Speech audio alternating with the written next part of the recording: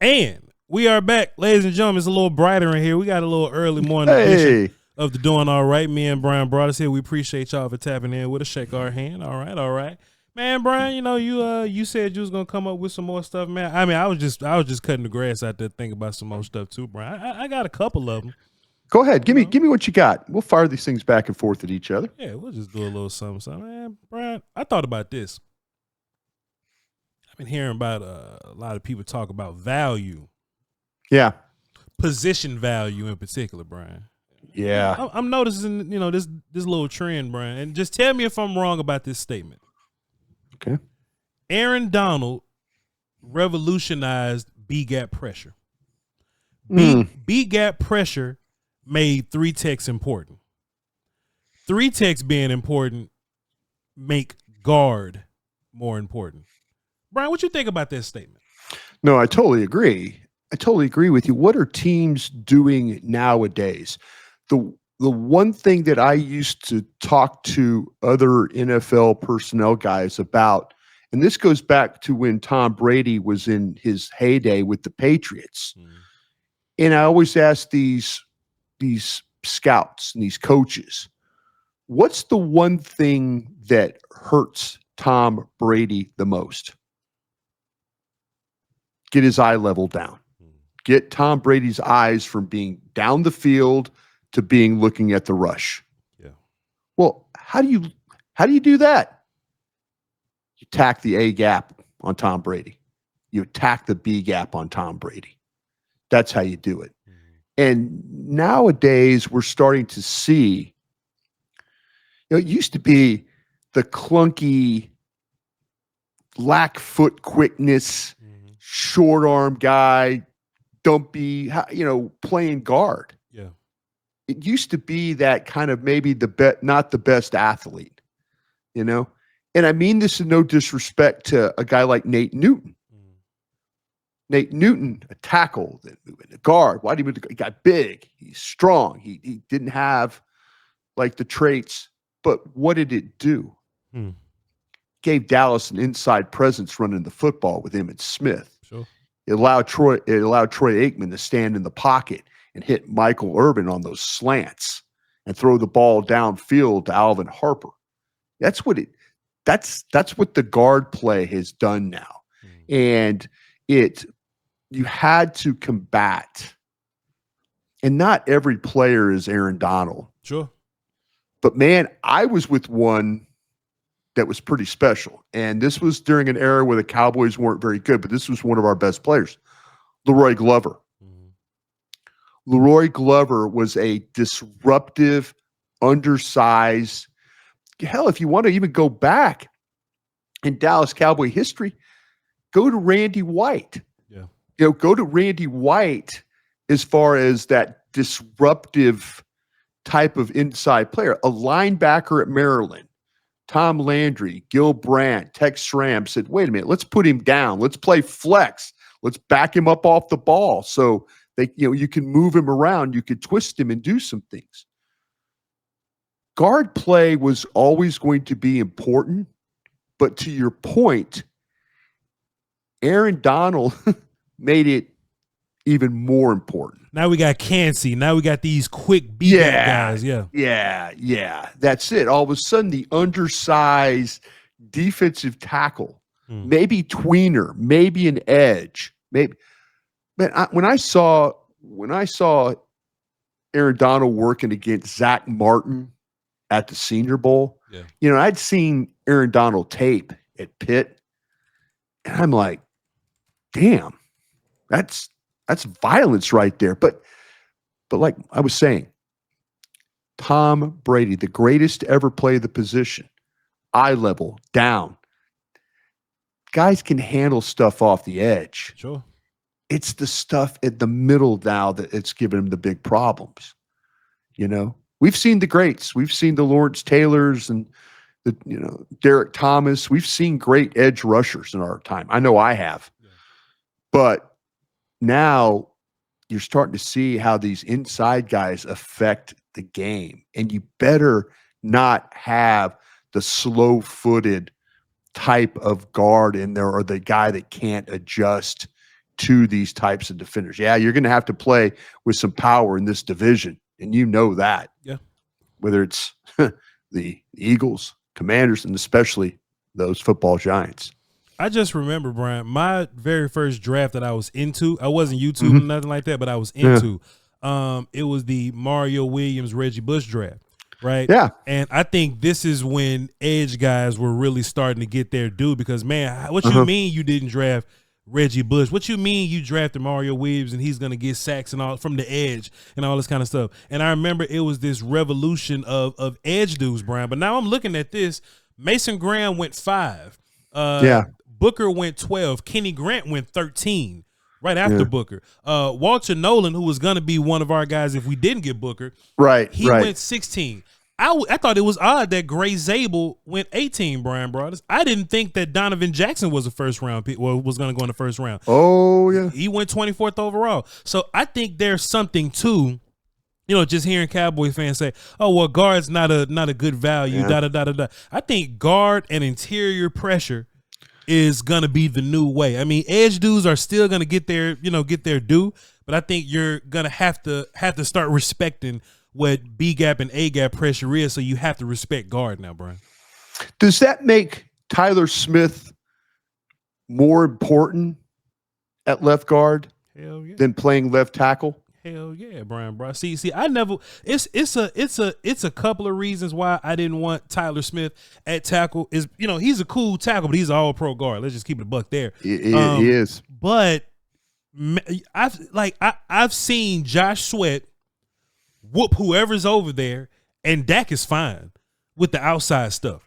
He'll step up, he'll step up, or they'll run the loop, or Schoonmaker be out there cool. I think you really give value when Tyler Smith by himself deals with Jalen Carter by himself. I think you really get value out of that. Or those games where Connor McGovern will be on the other side, getting whooped by DJ Reader or getting whooped by Dexter Lawrence, and then they go on Zach Martin when Zach was healthy, right? They'll go on Zach Martin, and Zach would just neutralize that. But you saw how much it affected Dak when Tyler Biadasz was losing to the power guy, or Connor McGovern or Connor Williams was losing the power guy. It really affected Dak more than the edge pressure. Cam Fleming and Cam Irvin and all those guys, tackle play never bothered Dak like that. It's always the interior stuff. Well, it bothered him the one time with our guy Green, Chaz Green. Chaz Green was ridiculously bad. That was and that's on Jason Garrett and that staff. But it's funny about that real quick. Chaz Green, he had played, I believe, against the 49ers previously. It was just fine. Yeah, Chaz wasn't bad. And then he gets in the Atlanta game, and it just completely falls apart. So, but to your point, go ahead. Yeah. Just I just think that and just watching how this draft goes, I don't think that Jerry Jones said, oh well, Saquon woke us up. I also think watching Milton Williams and Jalen Carter play in the Super Bowl, I think that's going to do even more for interior pressure guys, and I think you're gonna have to look at guard more, not just like Quentin Nelson good. I think you're just gonna have to look at regular good guards and consider those guys value picks. No, I think that, to me, we always talk about positional value. We do. Sure. We talk about it with the running backs, but is there really? I think, to your point, I think you're absolutely right. Is there really any positions that you say as that you can't, that's not important? If the running back is good enough, take them. If the tight end is good enough, take them. If the linebacker is Bobby Wagner, take him. Earl Thomas at free safety, take him. Why not? Yeah. I'm fascinated by this discussion because I think it's so true. Damn right it is. Because I came from an era where, in the 90s, it was really about, there wasn't this discussion about the running backs, and there wasn't this discussion. I think all this analytics made us think more about it. Like, why would you pay this guy? It's bad use of your cap if you have to pay. Like I said, I started in an era where we didn't have a salary cap. Salary cap came a couple years after I started. But there was, before that, it was like, man, you were just drafting players. Mm-hmm. It didn't, like you said, it didn't matter. You want to take a tackle, take a tackle. You want to take a safety, take a safety. Yeah. You want to take a tight end, take a tight end. Just take the best players. Yeah. I think this draft for them, Voch, was really about that. Sure. I think this draft was really about how I think if we got Will McClay off to the side and had a conversation with him at lunch, the first thing he would talk about with this draft was they took what they thought were the best players. Sure. That's the way their board went down. I mean, they didn't feel like there was any reaching or anything like that, or, oh gosh, we got to have a guard. Yeah. I think it really came down to the way that their stack was. Mm-hmm. Yeah, maybe there was a couple of guys they were holding on. Maybe they had Junkins a little higher than maybe I thought. Sure. Because I had, I know me, I had the way I had that thing rolling was, with Johnson and Henderson. And Hampton, those guys. Yeah. But maybe they had Junkins a little higher, and maybe they had a guy like, maybe Burden was a little bit higher. We were always kind of talking about, Golden, and how, but how far was Golden from? I don't know if Golden was way, way down their list, but to me, I just kind of feel like that the way their stack was, that it might have been that they had Junkins and Burden and those guys as a Raku much higher than, kind of where we thought they were going to be taken.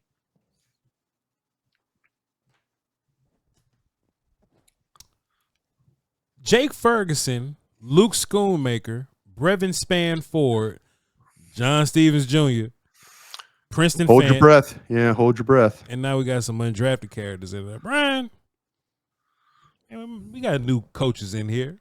Yeah. Not at that position. Lundewell's still here. That's sure. Lundewell's still there. Yeah. Here. Well, what I'm saying is,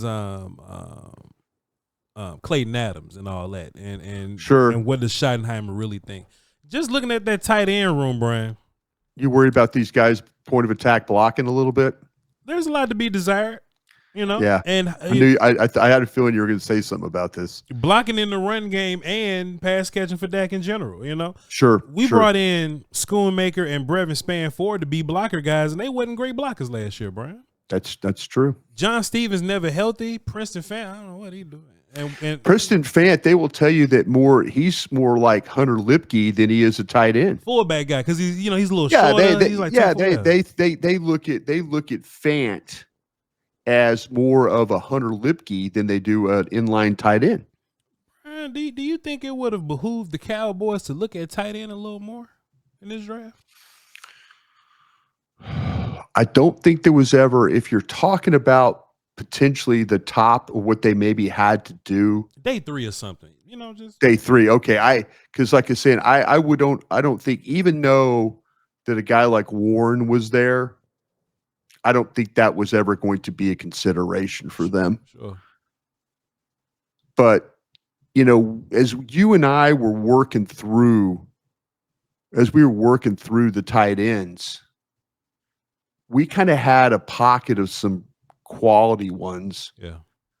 And then there was that drop off. Yeah. And this is where, God, I hate saying this, but is Arroyo from Miami better than?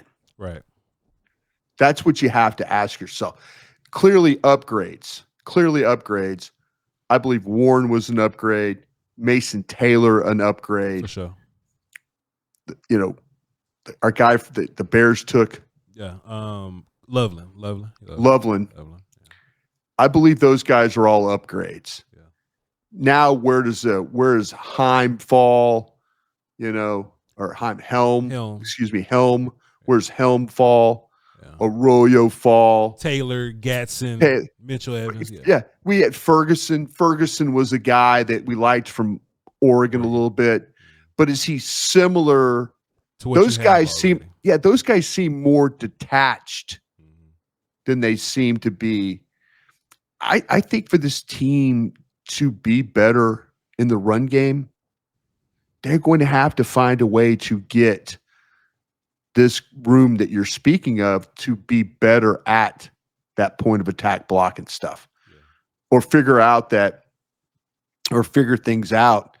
if they want to capture the edge, the pin and pull stuff, a lot easier for that 248-pound tight end to block down and to kind of hold the guy in place while everybody gets outside. Sure. While you get the guard and the tackle, and then you get the back to the edge. Yeah. A lot of these, it doesn't appear that a lot of these times that we see that one-on-one, mano-a-mano type blocks, this is where Schoonmaker gets compressed, stalemated, it's just, little tough there. But if they're going to want to run the ball better, I kind of feel like that group is going to have to be better. But to your point, yeah, that maybe that's something you absolutely should have looked at. Man, Bryan Broaddus, man, I'm looking at this depth chart, Bryan Broaddus. And man, we was trying to get a little better than Mozzie. You know what I'm saying? We he's a year 3 player, and normally it take about that much time to get good at D tackle. So we don't know what we getting from Mozzie, but it sure would have been nice to bring in a player that looked like they about to take his spot. But Jay Toia, who would probably be a cool player for you, but I don't know if he's taking somebody's spot, Bryan Broaddus. I don't know. He's not a Derek Harmon. He's not a Tyleek Williams. He's not a Kenny Grant or anything like that, Brian. Is one tech gonna be a problem? And I know this is a team that lives and dies by the 3 tech, Brian, but he out there playing football still. Is one tech gonna be a problem for us, Brian? I want to believe with JT that you're going to get a guy that initially is going to probably play for you in maybe 1 or 2 downs. Yeah. He's not going to help you on 3rd down. He's going to help you potentially in short yardage situations. Man, there are some of these one techniques that are super, super active. Yeah. We talked about them. Sure. The Williams, the Harmons, those guys. Yeah. There's some active dudes, not only that are quality run defenders, but they give you something in that passing game. They give you some push. I think even Walker from Kentucky. Yeah. Not always pretty, not always effort, not always like, oh damn, what's he doing? Yeah. Oh wow, damn, look, he just made a great play. He can move though, but he can move. JT is a 342-pound man that can hold his ground. And if to me, teams have found ways to not have to deal with that. Don't run the ball inside. We've seen when you play the Buccaneers, don't run the ball inside. With the Ravens, don't run the ball back in the day. Don't run the ball inside. You try. I think the wider that you make JT play, the harder it is for him. Now, the wider he play, now that puts pressure on those edges. Yeah. It's going to put pressure on Micah and guys like that to have to make plays off the edge. It's going to put pressure on the linebackers to have to make scrape plays, downhill plays. Safety's going to have to come up. You're going to have to tackle better. The one thing I know about Ravel, I think he helps you in the running game. Sure. Because he's willing to step in there. Diggs, not all the time. Bland, he'll step up. Ravel, when he plays, I'm telling you, you will have a different guy out there playing the edge. Yeah. But you asked me the question about the one technique. It will be competition. Your hope needs to be that Mozzie finds his game that he had against the Giants, the Commanders, and the Eagles. He played very well in the division games. Some of his better games were division games. But you need him to play better because JT might be just a 1 or 2 down guy, hard guy to move. How many tackles is he going to make? If the ball goes a little wider on the edge, can he get there? Yeah. That's going to be something he's going to have to work on. So, yeah, They try to address it with size, Sure. and with a good player, but just don't feel like that you're getting one of the top guys that you and I talked about for months. Correct. We talked about, like I say, the Harmons, the Williams, those guys.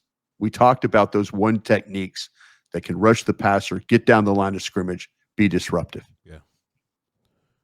I feel you, Brian. I mean, I'm not one to just throw bodies at anything.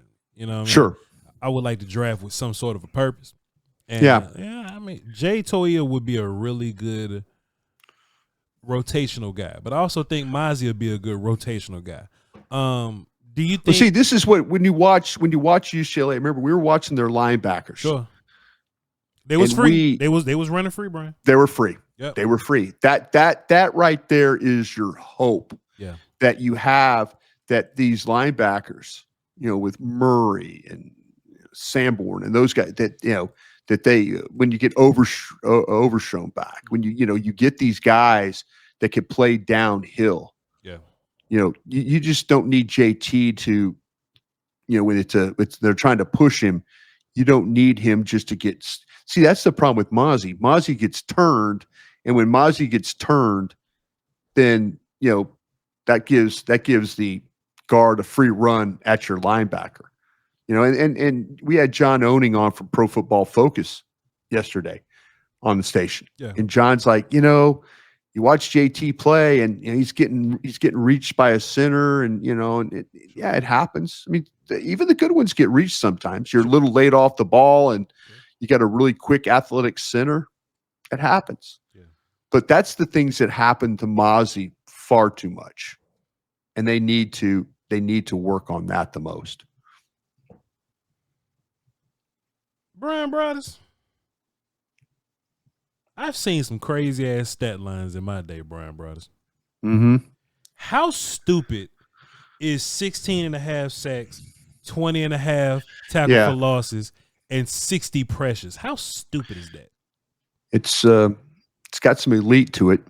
Did we really land one with this guy? Did we they were. I think they. Brian, you know how we drafted Marshawn Neal in the second round? We was like, hey man, if they like him, we'll see. Schoolmaker, I feel you, bro. We'll see what they talking about. We'll look at it. Brian, 16.5 sacks, 20.5 tackles for losses, 60 pressures is stupid. Did we get a guy?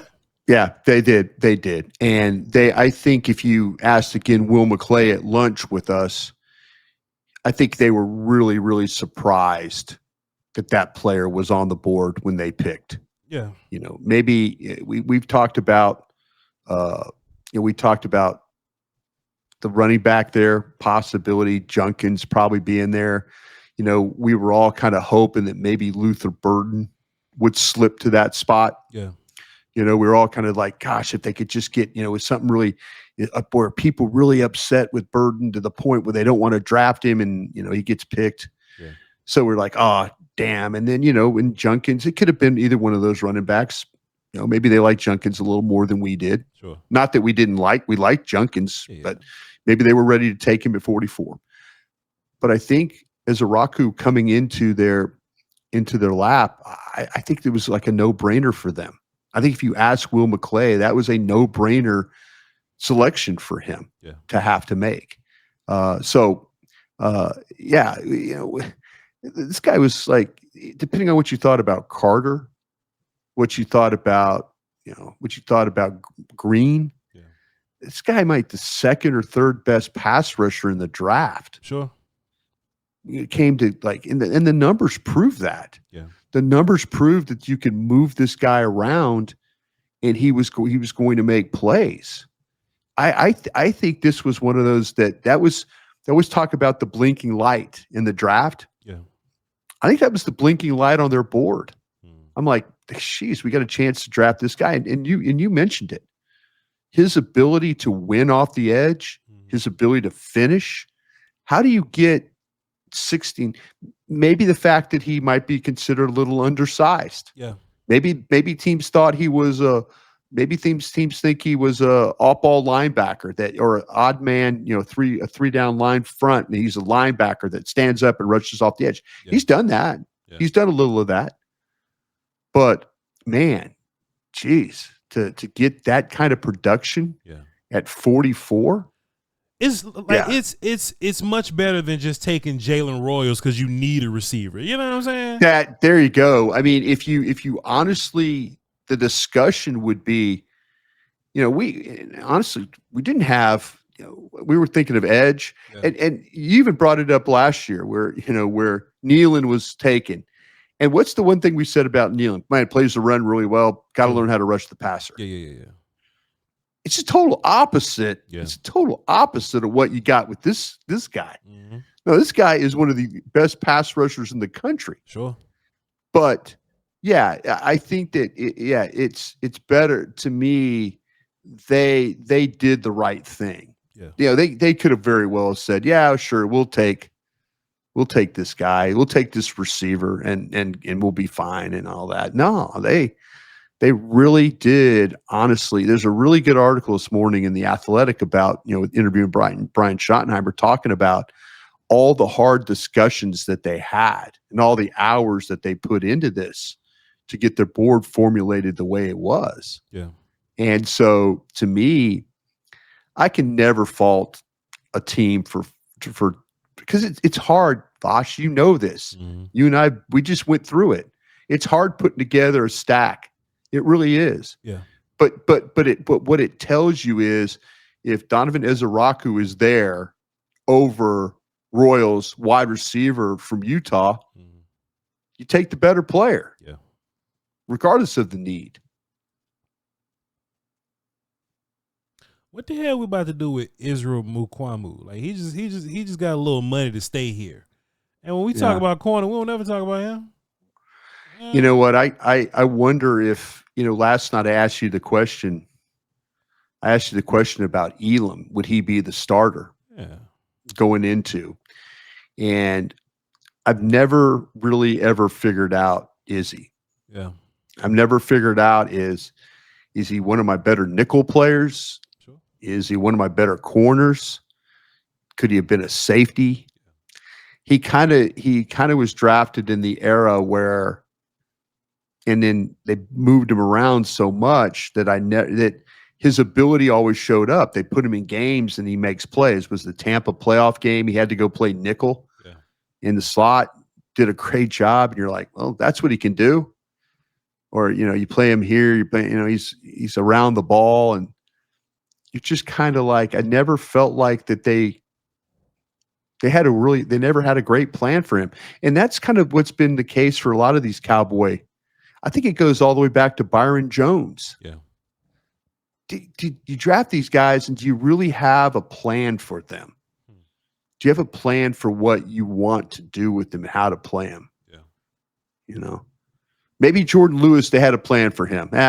But Jordan Lewis thought that he was too short. The Chris Richard, Rod Marinelli administration, they tried to get rid of him. That kid, he outlasted everybody there, Yeah. So I just wonder the consistency. And now we're on our third coordinator. Yeah. What's going to happen? There's some guys that no longer have sponsors in the building. I don't know if Izzy ever had a sponsor, but his level of play always is worth keeping around. Sure. Because in the old saying, in case of emergency, break glass. Yes, sir. He's in case of emergency, break glass guy because he can play a couple different spots. I think he's going to be very, very competitive, and he's going to make this group have to consider him for some spot because he's done it before.